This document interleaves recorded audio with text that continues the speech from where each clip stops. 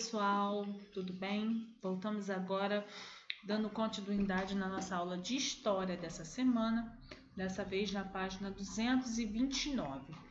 Vamos dar continuidade nas atividades finais.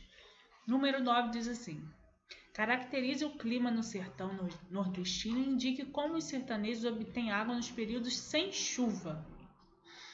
Número 10. Leia o texto e responda as questões propostas. Vocês vão fazer a leitura desse textinho aí e depois vão responder as seguintes questões. Letra A. Como os indígenas da Amazônia observam a natureza para realizar melhor suas atividades econômicas?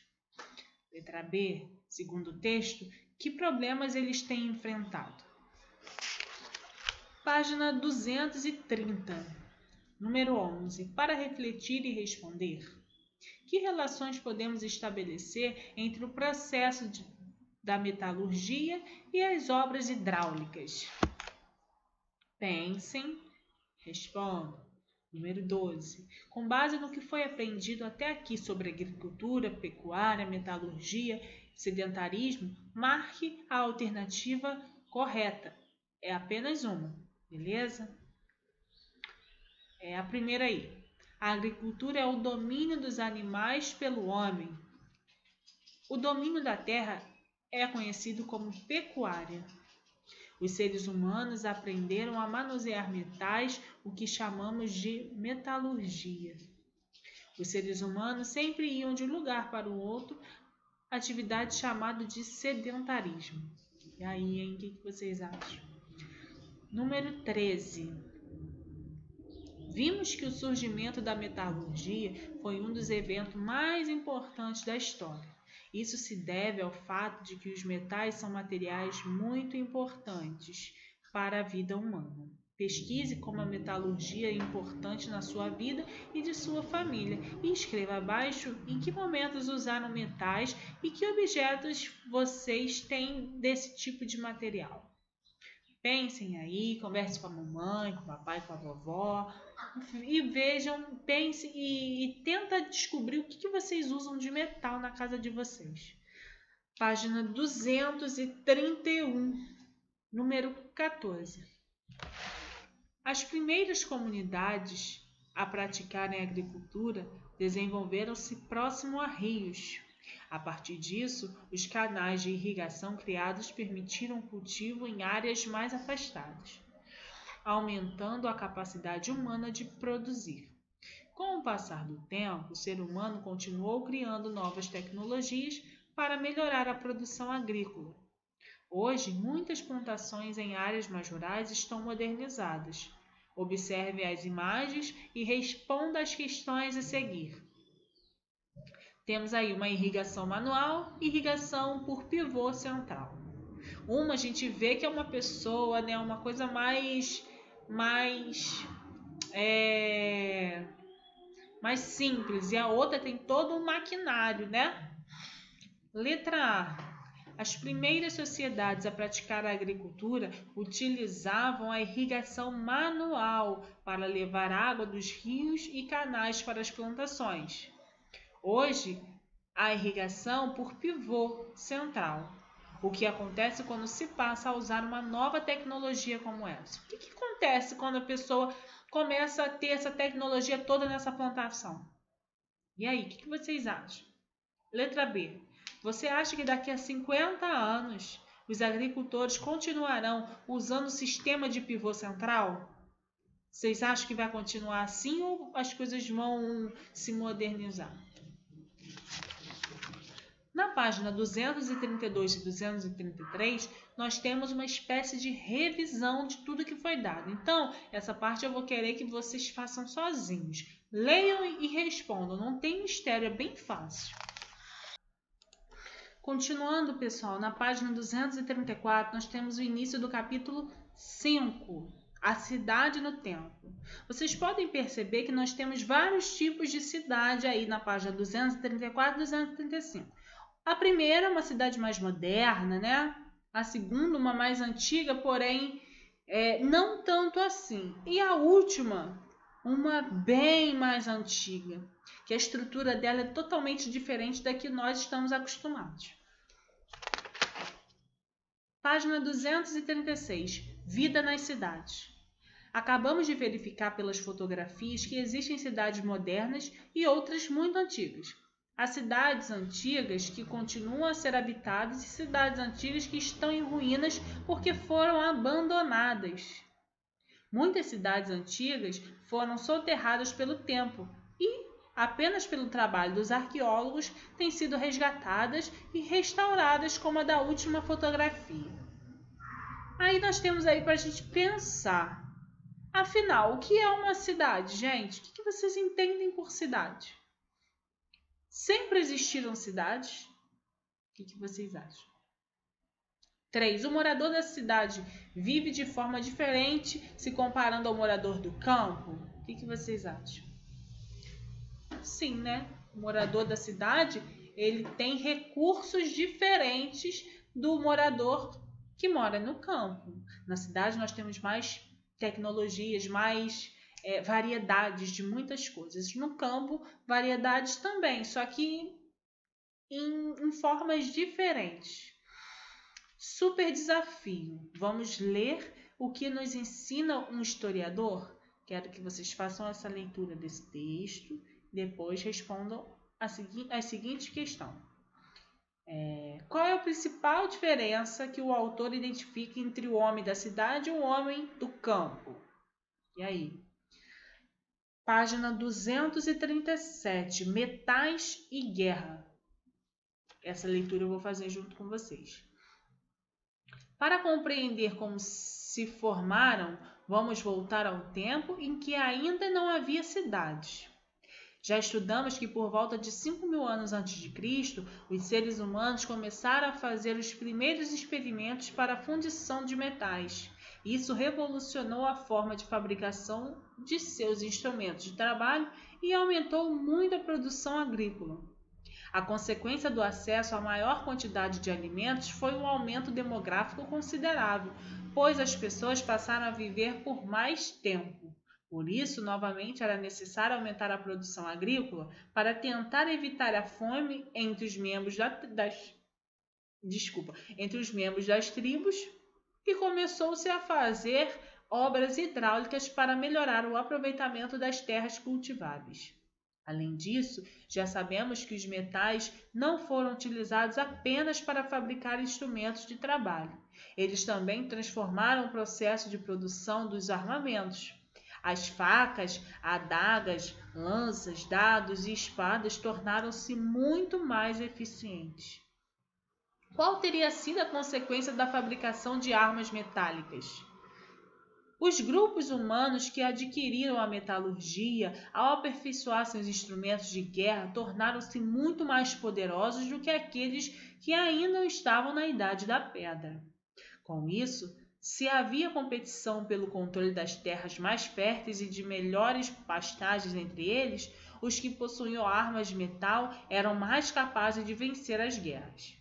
Por isso, se o uso dos metais foi responsável por garantir a sobrevivência de diversos grupos humanos, também contribuiu para promover o desaparecimento de grupos. Deve-se considerar também que a guerra ganhou novo impulso durante a Idade dos Metais, com a utilização dos cavalos. Animais originários da Ásia Central, eles foram domesticados e seu uso nas guerras era mais um fator que desequilibrava as forças em combate. Isso porque sua altura e sua velocidade conferiam grande força a quem os possuísse. Observe que a metalurgia intensificaram-se os conflitos e as guerras entre os seres humanos. Estes passaram a disputar entre si as terras mais férteis, as melhores pastagens e o domínio das cidades. Aí, pessoal, na número 1, nós temos assim, indica uma consequência negativa do desenvolvimento da metalurgia. Com a metalurgia, o que houve? O que aconteceu? Hein? Pensem aí e coloquem com a resposta de vocês. Página 238. Surgimento das cidades. Senhor Carlos, o avô da Beca, está levando a neta para a escola. Beca não perde a oportunidade de estudar mais um pouquinho. Olha como que Beca é legal. Ela não perde a oportunidade de estudar, tá vendo? Criança tem que estudar. Vô, eu tenho uma dúvida. Aí o avô falou: se eu puder ajudar, qual é a diferença entre aldeia e cidade? Aí o avô parou e pensou: não tenho certeza, mas o que meu pai falava, a aldeia em que ele morava lá em Portugal era bem menor do que a cidade que a gente mora agora. Aldeia menor. Número 1. Você concorda com o avô de Beca quando ele diz que a diferença entre aldeia e cidade é que a aldeia é menor? Vamos lá, continuar para ver se é isso mesmo. Desde o início da pré-história, o homem buscou estar reunido a outros seres humanos para garantir a obtenção de seu sustento. No Paleolítico, o mais longo período pré-histórico eram os bandos nômades de caçadores e coletores.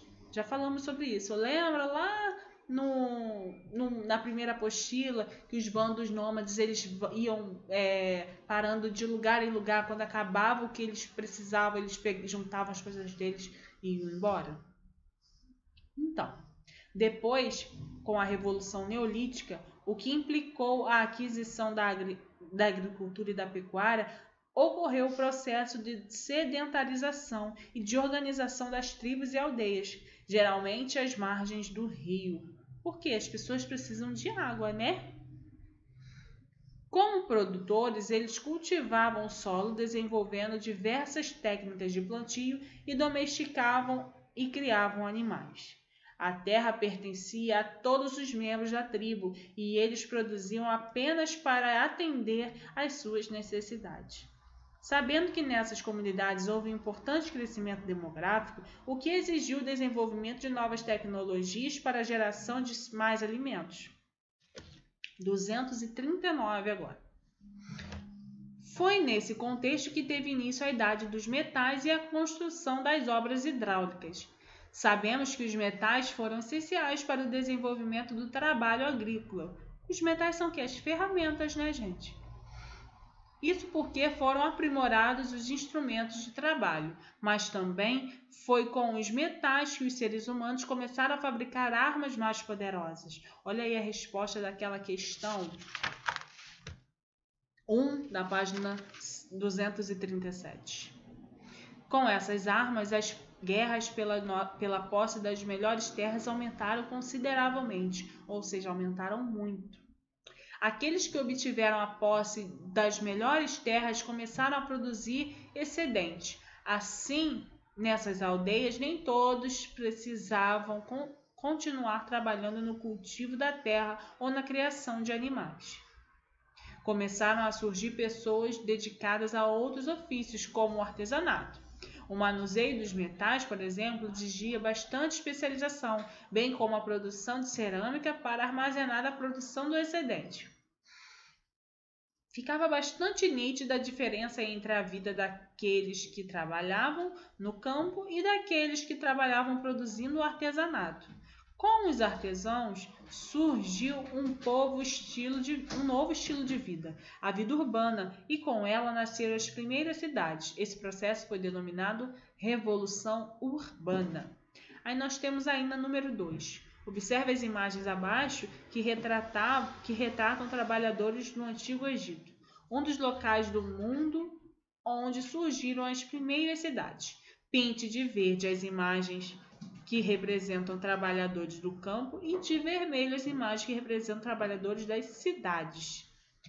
Essa é muito fácil, né, gente? 240 agora. Mais leitura. A Revolução Urbana ocorreu, portanto, ao mesmo tempo em que se deu a especialização do trabalho. As antigas aldeias agrícolas davam lugar às novas cidades, enquanto ocorria a aquisição da metalurgia, a produção de excedente, o aumento populacional, a disputa pelas melhores terras e a divisão do trabalho. Nesse novo tipo de organização social, os agricultores ou camponeses produziam excedentes que alimentavam aqueles que não trabalhavam no campo. Já os artesãos fabricavam as ferramentas de trabalho, as cerâmicas, os tecidos, os sapatos, os móveis, as armas, as joias e as construções, entre tantos outros produtos. Eles forneciam esses produtos tanto para os moradores da cidade quanto para os moradores do campo. Pode-se dizer que a sociedade se tornou mais complexa, pois as pessoas começaram a desempenhar tarefas diferentes uma das outras e a trocar o produto de seu trabalho entre si. Tratava-se de uma nova forma de organizar e dividir o trabalho e também de nova forma de convivência entre seres humanos. Por volta de 5.000 anos antes de Cristo, já havia esse tipo de vida urbana em várias regiões do mundo. Os pesquisadores acreditam que entre as primeiras cidades do planeta estejam Jericó, na Palestina, Çatalhöyük, na Turquia. Então vamos lá. Número 3. Circule no mapa as duas cidades citadas como das primeiras a surgir no mundo. Jericó e Çatalhöyük. É uma pertinho da outra, hein? Então, gente, estamos terminando agora as nossas atividades de história dessa semana. Foi muita leitura, mas é importante que vocês assistam esse vídeo até o final. Quem chegou aqui, é importante que prestem bastante atenção, que escute e que acompanhe a minha leitura junto com o material de vocês, tá bom? Qualquer dúvida, pode me chamar no WhatsApp, que a tia tá aqui 24 horas para atender vocês. Outra coisa, na próxima semana estarei fazendo a correção na chamada de vídeo dessa matéria, beleza? Beijinho, até a próxima.